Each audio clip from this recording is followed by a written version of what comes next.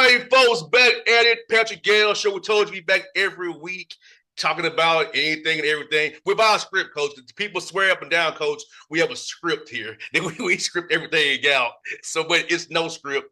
It's just freestyling, barbershop talk, conversations on Patrick Gayle show, off-season edition. We both laid back. It's all good, coach. We are two intelligent men that don't need a script to have a conversation, right? No doubt. No doubt. And coach, you know this. I'm coming in hot off the presses from Indianapolis. I was there at game 3 and 4. I watched game 3 and 4. And my assessment is that Indiana should already had this thing wrapped up. They blew game 3. But what's not being said in the national media, because they talking about the Lakers still, which is, we'll get to that later, coach. But it's like Aaron Nesmith's defense on Jalen Brunson, it's kind of like a lineman who elves up to play in football. Right. He goes over the screen, don't give him no kind of space. Even if he go under, he's there. No matter what they do, he's there. If you set the screen up high, he's still there. He's going over or under, he's right there. But when he got injured in early in that late in that third quarter, changed the whole momentum of that game for the Pacers. And then the Pacers, without their stopper, because Ben Shepherd, unfortunately, gives him space. Nembhard can't guard him. And that let the Knicks come back in the game, get hot. Then the Knicks had the Pacers playing at their pace. And Pacers aren't good in the half court. They're just not. They're good free-flowing and with pace and space and concepts. So it's just watching that contrast of how having Aaron E. Smith in the game is an X factor on Brunson changes how the Knicks can operate the offense pretty much. Yeah, I think that's a great assessment, and I think on the flip side, you talked about Neesmith's defense on Brunson fighting through screens, especially pick and roll, from different angles. But on the flip side, New York has to do a better job just of doing the same thing, blowing up screens with intelligence, not just blowing it up and getting silly fouls, but being physical and kind of doing the same thing. And, I just want to talk in general terms. Defense is just about, film study, effort, and really conditioning. I mean, at this part of the year, it's grueling. I don't think people understand. You're there to see it, what shape you have to be in to be playing in these games. Talk about that a little bit, just the conditioning of both teams and the mental conditioning of both teams that you see. And you playing every other day. Yeah, that's grueling. And with travel now. Mm. Because think about it, you play game 2 every other day, fly to Indiana, game 3. Then you play game 4, fly to New York today. If you're the Pacers, New York flew back last night. So are you doing just optional work day? Are you doing just film and rest and recover? Are you doing a stay ready game for those who don't play? Or are you doing actually on course over with your team? So you make that decision too. And you got guys playing heavy. Now, Carlisle don't play guys heavy minutes really, but Thibodeau does. So it's really that grueling. But you saw what happened to the Nuggets. Nuggets played 7 games twice. They ran out of gas in OKC in game 7. Think about it. And they were only playing pretty much 7.5 guys for Denver. Yes, that's grueling. So that's grueling. You got to be in the heck of shape. Coach, now, our guys started September 30th, coach, and I'm tired. Now, I ain't playing. Think about it. Well, talk about your schedule this week. When covering those 2 games, just your travel and what you had to do. I mean, it's grueling. Yeah, because I'm tired now, coach. Like, shoot, I left Atlanta and came up. I went to an event Thursday night. Came to Nashville. I have a house, as y'all know. So then I go to Indianapolis on Saturday. That's 4 more hours, 280 miles. Then practice schedule, and then you got shoot arounds, both teams, meet availabilities on off days. That's and the game is Sunday. So that, there you have that, you're there from 5 until whenever, waiting on guys to get out of there, close. So leave the arena like after midnight. That's 7 hours right there. Then the next day, you had to get up again a few hours later, go to shoot around, meet availability for both teams. then you're done for the day. It's easier day, but you still have to get up. You're in a routine. Then again, last night, 5 o'clock, leave the arena 12:35, 12:40. Then you go to your hotel, and I'm up at 6:06 this morning. Now going down the highway. Now I'm back on the Patrick Gayle show. So yeah, I ain't playing now. I'm tired. So I know they tired. Let me tell you something, man. We appreciate you to because I got a text at 6 a.m. this morning that you wanted to go ahead and do it the time we scheduled today. And that's big stuff, man. That's I salute you, my brother. I salute you. That's huge. And I just wanted you to kind of give your schedule so that everybody knows that this thing is tough, man. This everybody wants to say they want to be in this type of arena, but it is tough mentally. And that's the biggest thing, isn't it? The mental toughness you have to have. Yeah, and then with me, I have to be on top of multiple things because come Friday, we'll be doing another sport that I won't name right now. I'll be somewhere else Friday doing another sport. You know what I'm saying? Where it's a whole different ball game, whole different situation. I'm going from intense playoff mode to regular season of something else. You know what I'm saying? And doing that, and so I gotta be on top of multiple things. Then I have to interview coaches. I'll get to that later too, coach. By the way, we'll bookmark that too. I want someone to say about that too. But interviewing coaches, you gotta do that, and then you gotta edit the stuff and write your articles. So my grind don't stop, and it's only And just me. how many people are you say that again? Say that last word again? It's just me. That's huge. I am a one-man band here. You know, I don't have a That's distance anymore. I don't do that. so you don't have somebody that manages your social media No, accounts. You don't have anybody that writes for you. You don't have anybody that edits for you. You don't have anybody that brings you your equipment, that brings you whatever to assist you. no, nobody You don't writes on have my a driver. You don't have nobody a writes on my tour board, bus. coach. Nobody writes on my board, coach.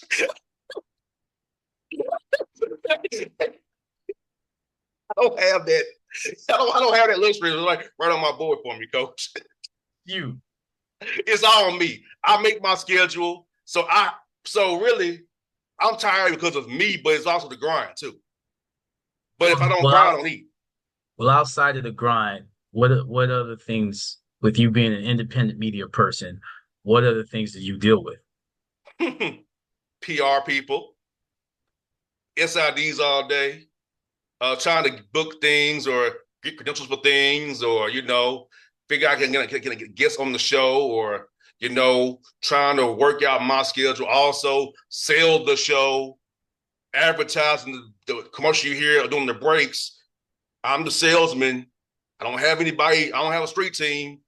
I'm that too. So it's about time management. That's why sometimes I get bogged down on certain things because I gotta do this, do that, and do this, do that. So it's like you have to really be good about your time, and that's why I'm glad now the travel will be over per se, so I can be home and just focus on the business now.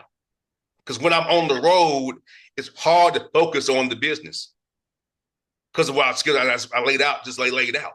It's hard.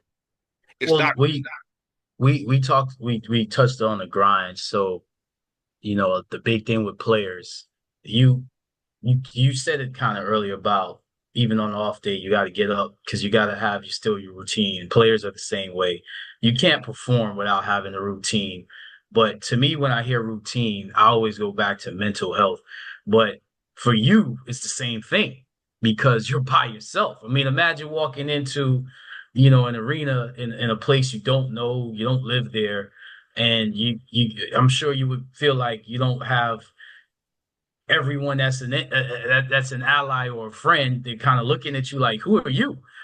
So what do you do, for those that want to, get into your profession?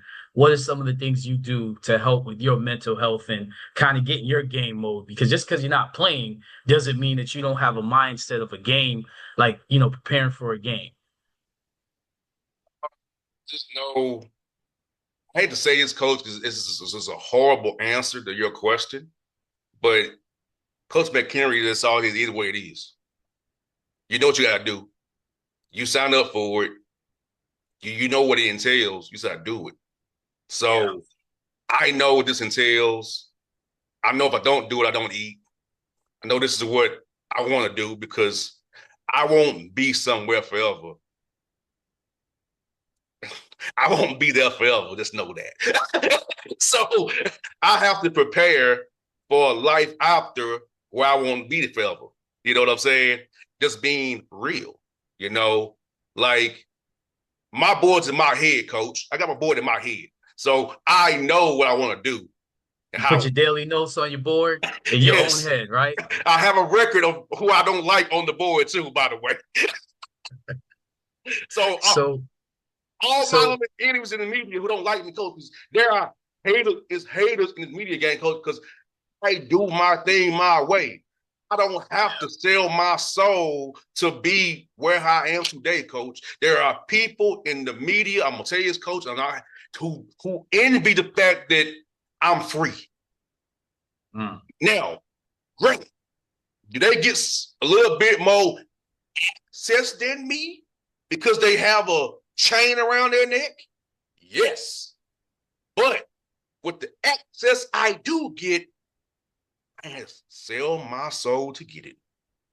I just had to be myself and present myself and show people what I'm about. And I had to change myself to do what I gotta do. So those that kind of pray and wait for you to slip up or on your downfall, how do you deal with that mentally? I don't care. that's you know what? I love the answer because really it does come down to that. Coach, I walked the journey that I had to walk. It ain't that's why I tell young guys in the media, you can't walk my journey. You ain't even not me. You don't have the resolve I have or the wherewithal to have to get down I have in me to just fight or do what I want to do. I'm not scared to speak my mind and get told no. I'd rather tell you how it is and get told no than kiss your butt and tell me no. You know what I'm saying? That's a profound statement, man. Say that one more time. You're not afraid to speak your mind and get told no. Because a lot of people are afraid of no. First of all, a lot of people are afraid to speak because the no's already internal. They don't even have to hear from someone else. Like, I just tell you like what it is, what it ain't. Like, I'll tell you, I told y'all other show, I think I missed the other show. When I email some people like, what's your purpose? Who are you? I'm my own situation. I don't have nobody to answer to. I answer to myself. Now, if that's something that you respect, that's fine, but I'm independent. I don't have nobody. You know, I barter or buy airtime, however you want to call it. If I barter airtime or barter, if I get a sponsorship for you they'll pay for the airtime, or I barter it on something else, or you use this content and play my. So how I make my deals is I make deals with people. It's like I'm an independent contractor. I don't work for them. I make deals with them. They're an affiliate of mine. How if we get there via a airtime sponsorship buy, somebody pays for, or I barter it with you for the content.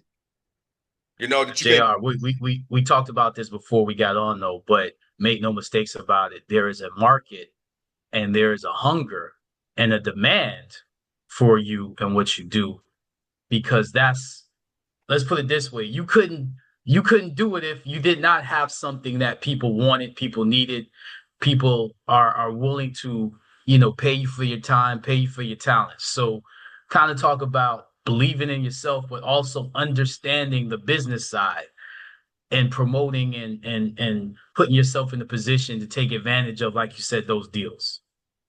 Yeah, like the business part is simple. Like you said, I know how to sell. Like I hate salesy people. I hate that. I'm not salesy. I call up a business. Hey, look, you want to make people aware of your business. This is what it's gonna cost you. You know, are you using my platform to sell your business and get you businesses? So also, it's in podcast form too. So you can send a link to somebody to hear your commercial. So if you put it on the radio, if somebody ain't in their car, they ain't gonna hear it. If you would do it my way on demand, send them a link, they can hear your commercial. So what I'm saying, so it's a matter of having common sense about that. You know what I'm saying? But I just go about it how I go about it. You know what I'm saying? Like, but radio advertising ain't changed. Yeah. They either gonna sell you airtime or they not. They gonna sell you. That's why you hear all them lawyer commercials. Top dog law and the super lawyer and that Morgan and Morgan for the people.com. Why do you hear it? Every town you go to, coach? Heard them same commercials in Indianapolis, out here in Atlanta and in Nashville. They sell them, you know what I'm saying? That's that, but it's stuck in my head because that's how you hear. Right. Like these iHearts, Cumulus Media, Citadel Media, Radio One, Urban One, Reach Me, all of them have sales teams who do this and sell these different people. Because if you notice, the lawyers, they just ain't local to you. They national lawyers. But this is just a trick to it though. It's a local office in your town. Right. You're not getting John Morgan for the people.com or Top Dog. You're getting that representative in your town. That's a little secret they don't tell you. They're national. They're national. You know what I'm saying? Now, locally, you'll see lawyers on the buses and the trains in Atlanta. So you see like lawyers on the buses, or you know what I'm saying? 1-800-HURT-123. My coach, why are the injury lawyers always an injury lawyer? You know what I'm saying, coach? Listen, you're making me laugh, but you know I ain't touching that because I can't speak. If I can't speak intelligently on something, I'll just listen to learn. Injury lawyers always injury lawyers, because I always but it makes sense because you can get them anywhere. A lot of them are licensed to practice across state lines anyway. But back to my point is, these big companies have a team to do that for them. Right. If I call Top Dog Law, they ain't gonna give me no. They ain't gonna do it with me. I ain't big enough for them. I ain't got enough reach for them per se. So I have to target small businesses, which is fine. That have typically online presence. Typically, I was gonna say, because you know, when we first met, part of the reason that this thing is still going, you know, is the hard work that you do behind the scenes of what we call, I guess, word of mouth and just presence. Like I tell people a lot of times that you'll lose more games than you win. So if you just take care of the losses, let's talk about this series. Let's talk about game one. Came down to free throws. Came down to little things. It wasn't the big things. It was the little things, right? So most people will lose those little opportunities that lead to big things. So when I saw an opportunity to just respond to an email, then I saw an opportunity, you know, because I thought, you know, you had a great spirit about you, to just kind of not listen to outside noise, but just kind of get to know not just you, but get to know your brand, do my homework, and then brainstorm, and then put those. You don't have to have these big, grandiose ideas. Just put the little things down on paper and execute them. Execute the free throw routine before you execute the free throw. Execute the triple threat ball fake before you execute the pass. You know, you talked about, you know, playing against a physical defense. Well, that's in the weight room. You know, that's in film. That's stuff. By the time you get to the court and you can't manipulate the defense, that work wasn't done before. So, you know, I would just want to say that when you find someone that has those little wins, you got to link with them.